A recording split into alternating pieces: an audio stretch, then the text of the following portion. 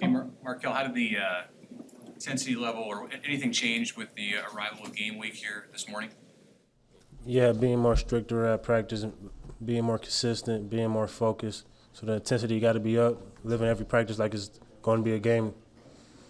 So when the game comes, it just can be just like practice. How much do you have last year's game in mind as you get ready for Illinois? I mean, it's in the back of the mind because nobody wanted the game to go like that. So it's like a redemption, kind of. But at the same time, we're focusing on this weekend. This year, Illinois, and since they got a new coaching staff, we're just trying to focus up and get the game plan right.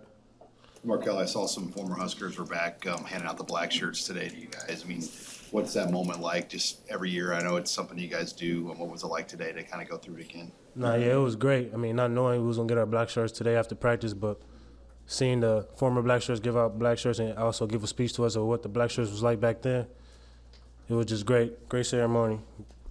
Who were some of the guys that spoke at that to you? It was JP. It was Kenny Wilhite, the one who gave me my jersey. How tricky is it, or is it, to prepare for a team where they have a new coach, a first-year coach? I mean, it's not really tricky. You just go off the coach that just got hired, his last team, because it's mostly the same game plan, the same overall offensive formations, and just the same game plan, period. But you just got to focus on what they did in the spring game, which is not much, but at the same time trying to get a glimpse for what they're trying to do this year. You've been a part of a lot of season openers at Nebraska over the years. How much does an opener kind of lead into what's next in the season, set the tone? The season opener is really setting the tone. You're really setting the tone with the first game for the rest of the year. So it's really a big deal. So we got to come out with our heads swinging, doing 110%. What do you think Illinois' offense gave you guys problems the last couple of years, but especially last year? I mean, I'm not really focused on last year. I'm not really trying to think about last year. I'm really focused on this year and this week coming up. But there must be players that did well that you're concerned about. What are they good at, I suppose? I mean, that takes over. What you mean, on the offensive side, or? Yes, on their offense. I mean, it's a couple players that came back, and there's a quarterback they had, number one, who's transfer, they just put the receiver most likely, and they got Peters back at quarterback. So mostly we just focus on that and see what they did last year and focus on this week, really. I mean, your question is just like the offense side. I mean, they got a whole totally new offense because of the new coaches, so it's like trying to get a feel for it. Marquel, how big is the role of the secondary in meeting the turnover goals that you have as a defense this year? I mean, that's the emphasis on this year, really turnover consistency, leading practice to the game, emphasizing turnovers in practice every single day because the turnovers change the games, as we all know.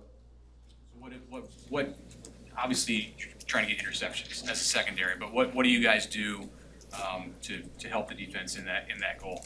I mean, we practice interceptions. I mean, we go get interceptions during team periods. We practice forced fumbles. We practice fumble recovery. I mean, just something we do every day. Just be consistent at it.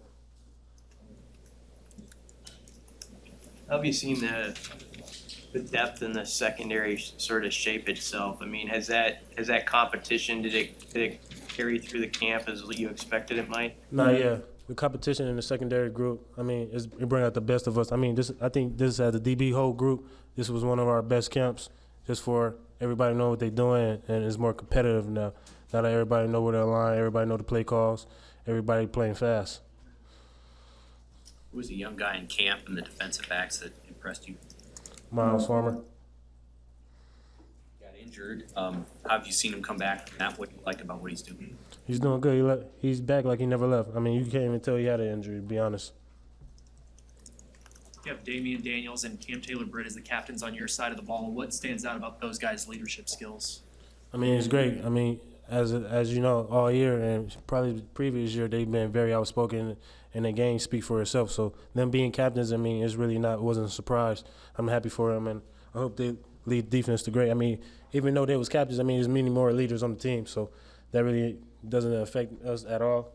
It just putting a stamp on them to be the captains. I mean, they got to be more outspoken.